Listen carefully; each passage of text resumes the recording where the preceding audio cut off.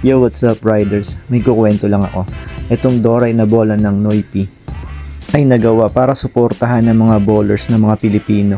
Sa mga nakaraang taon ay napakaraming mga Pinoy bowlers ang naluloko ng mga OEM Class A at fake na mga bola. Itong mga Class A at fake na mga bola na to, OEM na bola na to ay hindi angkop at hindi tumatagal ang quality nito, kung saan ay nasasayang ang pinag-ipunan na pera para makabili ng mga OEM na bola.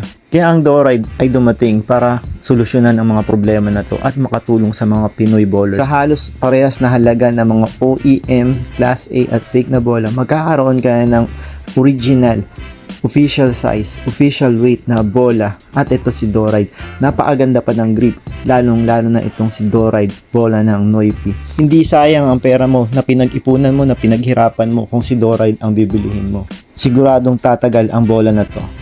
I'm bounce out.